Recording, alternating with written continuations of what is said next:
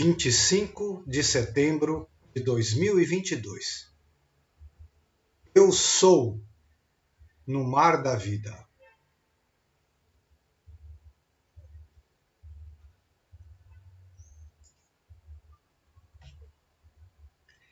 Logo ordenou Jesus que os seus discípulos entrassem no barco e fossem adiante para o outro lado, enquanto despedia a multidão. E despedida a multidão, subiu ao monte para orar à parte. E chegada já a tarde, estava ali só. E o barco estava já no meio do mar, açoitado pelas ondas, porque o vento era contrário. Mas à quarta vigília da noite, dirigiu-se Jesus para eles, andando por cima do mar. E os discípulos, vendo-o andando sobre o mar, assustaram-se, dizendo: é um fantasma. E de medo começaram a gritar. Jesus, porém, lhes falou logo, dizendo: coragem, sou eu, não temais. E respondeu-lhe Pedro e disse: Senhor, se és tu, manda-me ir ter contigo por cima das águas. E ele disse: vem. E Pedro, descendo do barco, andou sobre as águas para ir ter com Jesus. Mas, sentindo o vento forte, teve medo. E começando a ir para o fundo, clamou, dizendo: Senhor, salva-me. E logo Jesus, estendendo a mão, segurou-o e disse-lhe: homem de pouca fé, por que duvidaste? E, quando subiram para o barco, acalmou o vento. Mateus.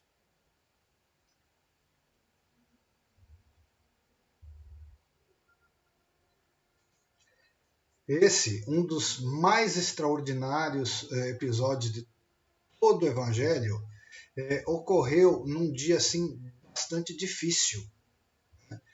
João Batista já tinha sido morto, já tinha ocorrido o Sermão da Montanha, o milagre dos peixes e dos pães multiplicados, já tinham alimentado 5.000 famílias.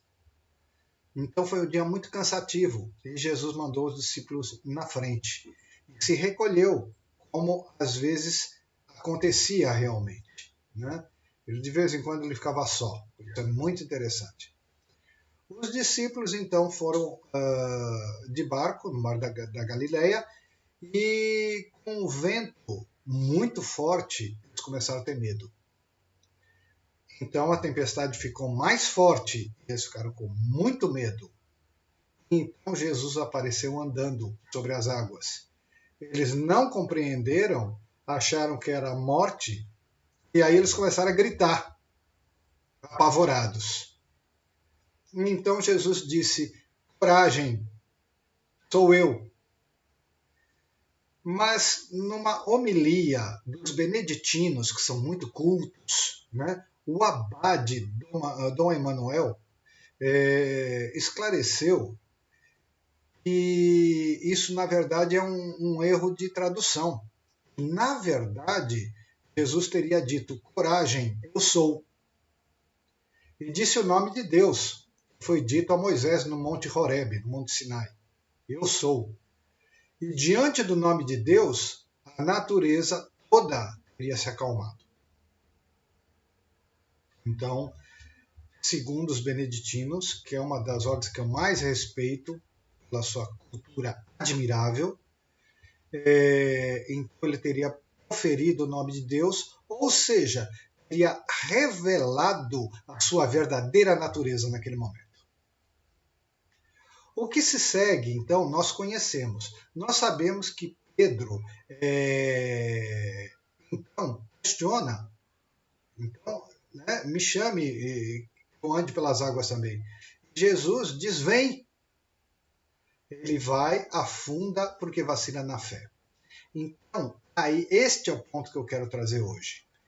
Eu já vi, inclusive, homilias, não dos beneditinos, dizendo assim: o que podemos fazer para não afundar na fé?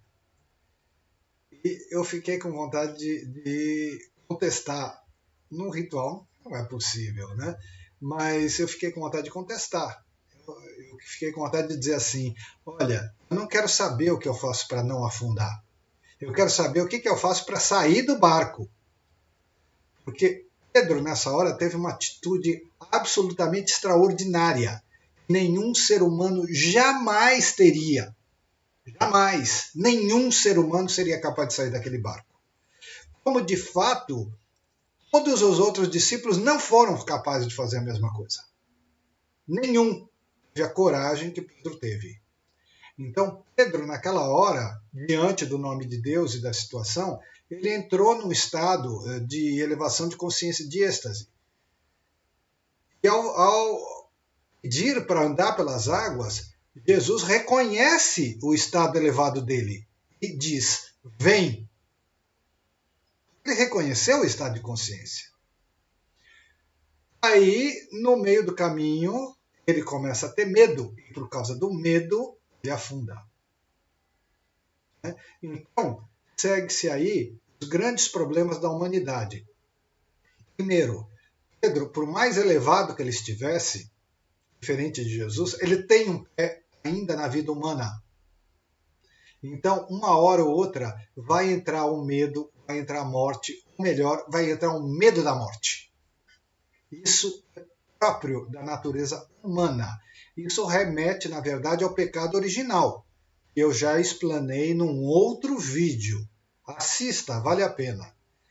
Então, Pedro mostra a nossa dificuldade. Nós realmente podemos ter elevações espirituais, frações de segundo que seja, podemos, todos nós temos, mas a grande dificuldade é realmente manter esses estados elevados de consciência. Só os grandes iluminados conseguem. Tá? Então, nem mesmo Pedro conseguiu. Então, ter a elevação da consciência, ele teve indiscutivelmente maior do que qualquer outro discípulo que não teve coragem de descer do barco, maior do que qualquer ser humano, mas ele não conseguiu manter. Então é o medo da morte, que entrou no mundo humano depois do pecado original. Certo? Então, na verdade, a morte não existe. Então, diante do nome sagrado, eu sou, é a unidade suprema. Deus é onipotente, é um único poder. E não há um outro poder chamado morte. Senão Deus não seria onipotente, nem seria infinito, porque ele acabaria onde começa o outro poder, chamado morte. Então, do ponto de vista absoluto, do ponto de vista de Deus, a morte não existe. Ela existe no mundo ilusório. É o pecado original. Então, Pedro não ter resistido, absolutamente previsível. Ele ainda é um ser humano. O que é extraordinário, não existe nada, não conheço absolutamente nada igual a ele ter saído do barco. Então,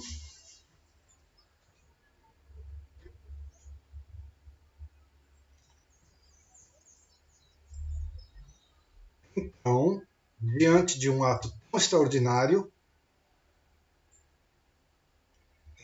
fica aqui o exemplo para nós.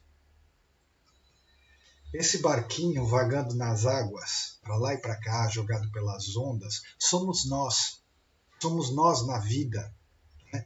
Lutando para sobreviver, com medo da morte, capazes de tudo para sobreviver quando a morte não existe. Então somos nós, vagando, jogando, gritando apavorado, até então que a voz divina se revela para nós e diz: eu sou. Então tudo se acalma.